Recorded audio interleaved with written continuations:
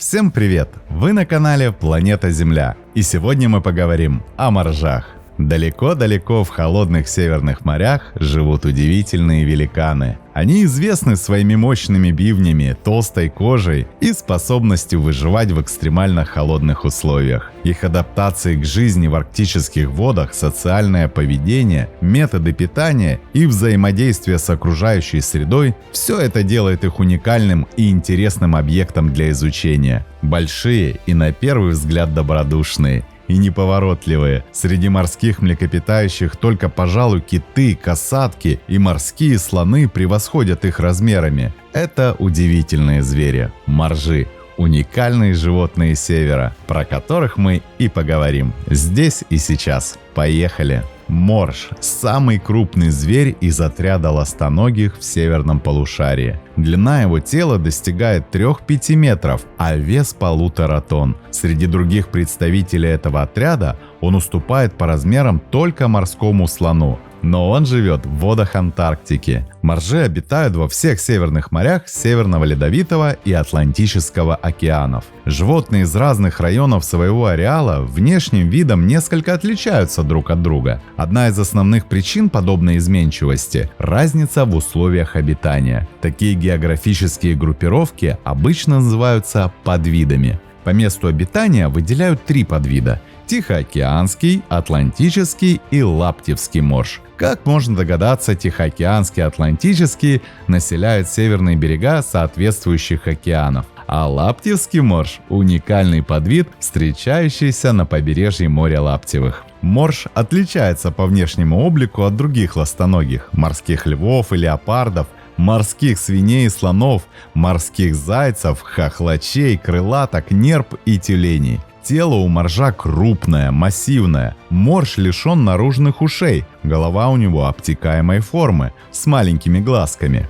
На верхней губе растут длинные толстые усы-вибрисы, похожие на щетку. С их помощью морж обследует дно в поисках пропитания. Ведь на глубине, да еще и подо льдом, почти ничего не видно. Приходится искать на ощупь. Тут они выполняют свою функцию. Передние и задние ноги превращены в ласты. Окраска всего тела бурая, причем она зависит в основном от цвета кожи, а не от волос. А когда смотришь на моржа, то кажется, будто кожи и жира у него чересчур много. И в самом деле у моржа жир составляет около 25% от веса тела. Он защищает от холода и выполняет роль энергетического запаса. Еще может показаться, что у моржей совсем нет шерсти, но это не так. У моржат мех темно-коричневый. Со временем он светлеет и редеет, начинает просвечивать кожа. Поэтому при взгляде на старого моржа может показаться, что он совсем лысый. Еще они часто кажутся розовыми из-за цвета кожи. Но порозоветь морж может и не от старости, а от жары. Его кожа приобретает такой оттенок под прямыми солнечными лучами, а в холодной воде его кожа постепенно становится белой. На берегу согревшись, шкура снова окрашивается в обычный цвет. Но самая примечательная особенность моржа, которая сразу бросается в глаза и позволяет не путать его ни с каким другим животным, это 2 мощных бивня, торчащих вниз изо рта. Это вам не какие-нибудь рога. Бивни – это сильно разросшиеся верхние клыки, которые особенно велики у самцов, хотя и у самочек они тоже присутствуют. Они видны снаружи даже у совсем молодых моржат, а у стариков достигают длины до метра. И отличить взрослых самку и самца можно только по их размерам и весу. Если взрослые самцы вырастают почти до 4 метров в длину и весят при этом до 2 тонн, то взрослые самочки почти в 2 раза меньше, как по размерам, так и по массе тела. Вообще, на Земле немного зверей с такими увеличенными передними зубами. Конечно, это слоны, индийские и африканские, но у них бивни направлены не вниз, а вперед-вверх. Кроме того, у слонов в бивни превратились не клыки, как у моржа, а резцы. У современных слонов и мамонтов бивни – это верхние резцы. У некоторых ископаемых родственников слонов бивнями были нижние резцы. Из наземных копытных торчащими клыками почти бивнями украшены кабаны, бородавочники, пекари, бабирусы. Есть небольшие изящные клычки у самцов небольшого оленя кабарги. Из водных млекопитающих бивнем оснащен нарвал, он же единорог. он же единозуб. Его бивень – это вообще самый большой и длинный зуб млекопитающих. У самцов нарвала развивается, как правило, один только левый бивень, достигающий длины 2-3 метра. Но вернемся к моржам. Для чего они ему нужны? Самая первая мысль – для самообороны. Это верно, но используют бивни для защиты моржи не так часто. Гораздо чаще моржи передвигаются с помощью бивней. Например, чтобы вылезти из холодного моря на льдину. Сначала они втыкают эти передние зубы в край льдины, а уже потом подтягивают свое немаленькое туловище, забираясь на сушу. Еще они ими прощупывают и рыхлят дно в поисках пищи. Клыками-бивнями морж раскапывает грунт и выбирает из него беспозвоночных животных. Разнообразных моллюсков, ракообразных и червей, и от зазевавшейся рыбешки они тоже не отказываются. Морж имеет достаточно широкий диапазон питания. В его рацион входит, как считают зоологи, около 50 видов животных. В день один морж съедает около сотни килограммов еды. Естественных врагов немного, о них мы поговорим позже. А клыки еще иной раз идут в ход при спорах за территорию или даму сердца между самцами.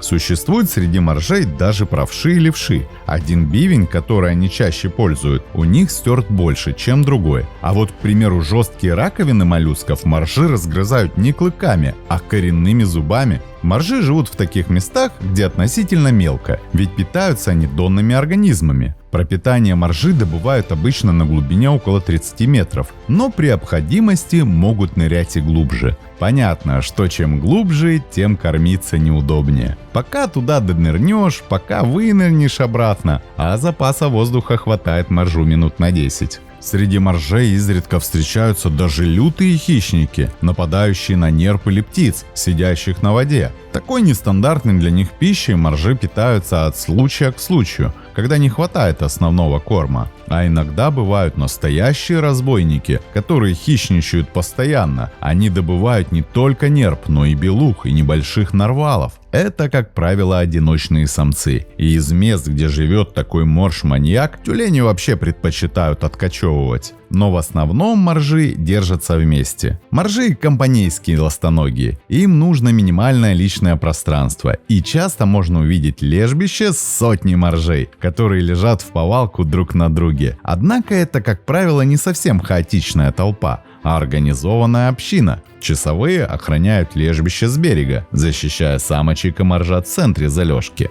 Удивительное зрелище представляет собой лежбище моржей. Несколько десятков туш, а иногда и намного больше, каждая весом по тонну, лежат в повалку вдоль кромки воды. Да так плотно лежат, что голова одного на плече другого. Этот положил ласты на голову соседа. Еще кто-то уперся бивнями в спину первого. То один, то другой морской великан выдирается из общей кучи и идет в воду кормиться. Если воздух холодный, над лежбищем стоит облако пара от дыхания. Летом моржи образуют лежбища на песчаных или галечных отмелях, как на материковом берегу, так и на островах. В восточном секторе Арктики, где обитает тихоокеанский подвид, моржи устраивают лежбище на больших льдинах. Так моржи и дрейфуют. Куда ветер гонит, туда и моржи. Все бы хорошо. Да вот проблема, малыши. Они ведь тоже в этой свалке из туш. Моржонок, правда, и сам весит около центнера.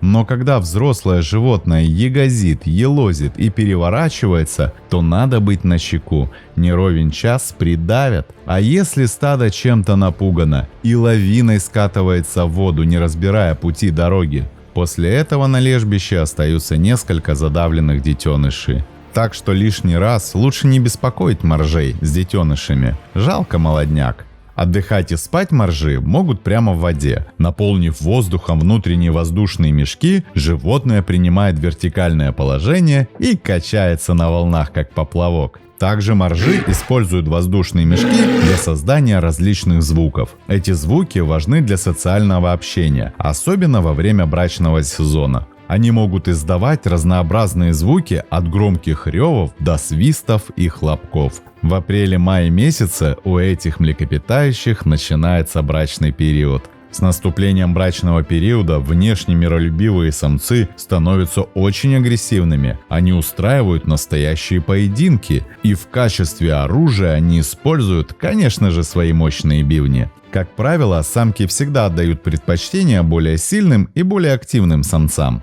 И для проигравших путь к самочкам закрыт до следующего брачного периода. После гладиаторских боев самка выбирает победителя и вынашивает свое потомство на протяжении более года. Да, беременность длится примерно 15-16 месяцев. Этот длительный период является общей чертой для многих видов тюленей. Это позволяет моржихе родить в более благоприятное время, обычно в конце весны или начале лета. И на свет появляется один и очень редко два детеныша. Моржата рождаются уже хорошо развитыми, способными к плаванию. Воспитанием и защитой детенышей занимается исключительно мать. Размер моржат просто впечатляет. Длина детеныша около метра, при весе от 25 до 30 килограммов. После появления на свет малыши тем и занимаются, что учатся плавать и питаются материнским молоком на протяжении первого года жизни. После этого детеныши начинают привыкать к взрослой еде. К этому возрасту клыки у них отрастают настолько, что ими уже можно пропахать дно в поисках моллюсков.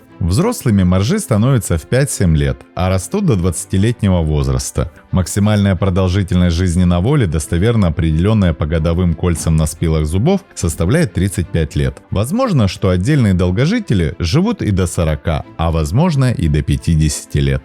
На моржей, благодаря их размерам и силе, мало кто отваживается нападать. Но в воде для них очень опасны касатки. Чаще касатки охотятся на молодняк, хотя и взрослого сикача берут легко. Однажды в Анадырском заливе китобои наблюдали охоту стаи касаток на моржей. Около 15 китов окружили полусотню моржей. Затем две касатки, врезавшись в середину стада, разделили его на группы по 10-15 особей. Одну из таких групп касатки полностью уничтожили, остальные благополучно добрались до суши. Впрочем, удивительного тут мало. Касатка достигает длины 10 метров, вес ее до 8 тонн. В море киты у себя дома, а моржи как бы в гостях. Другой охотник до моржатины – белый медведь. И тут ровно противоположная ситуация. В воде он с почтением относится к моржам. Вода не настолько его стихия. Сражение моржа-самца с медведем в море может кончиться плохо для косолапого.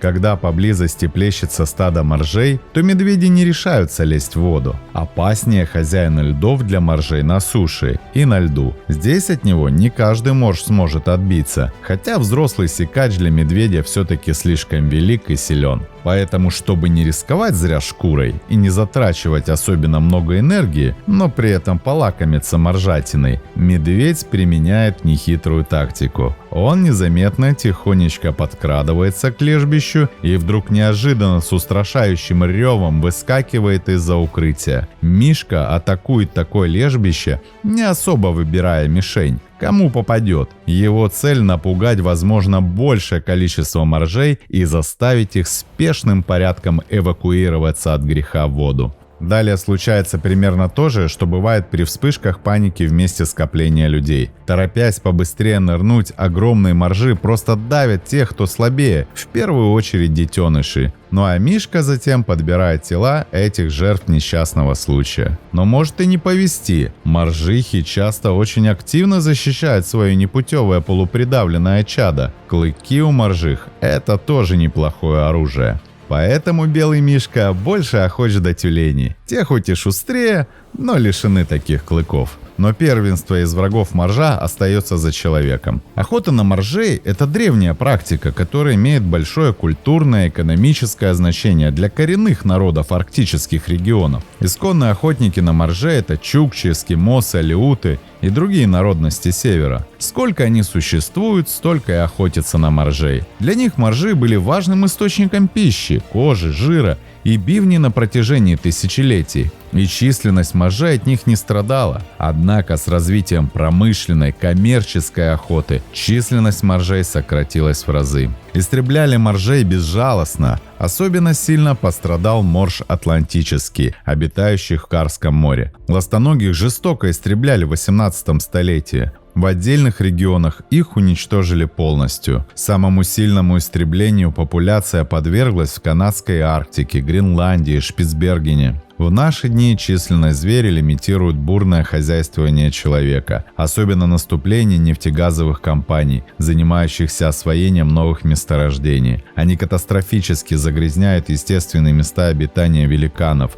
выдворяя их с обжитых территорий. Подвиду с низким потенциалом сложно оказывать противостояние неадекватным промысловым нагрузкам и прочим антропогенным аспектам. Другой подвид моржей – лаптевский морж, тоже вписан в Красную книгу. Подвид этот малочисленный, область его распространения невелика, а человек все больше осваивает его места обитания. Так что будущее этих животных также вызывает тревогу. Тихоокеанский подвид моржа сегодня не охраняется, но численность этих животных постоянно сокращается, что внушает опасения ученым и различным общественным природоохранным организациям. В середине прошлого века насчитывалось примерно 200 тысяч тихоокеанских моржей. К середине 80-х годов прошлого столетия численность в результате усиленной добычи упала в 5 раз. И с тихоокеанскими моржами произойдет обычная ситуация. Об охране вспомнят тогда, когда охранять будет уже нечего. Морж является удивительным символом Арктики, отражающим как суровость, так и хрупкость арктической экосистемы. Эти могучие млекопитающие не только восхищают своими физическими адаптациями к экстремально холодной среде, но и напоминают нам о важности сохранения их естественной среды обитания в условиях глобальных климатических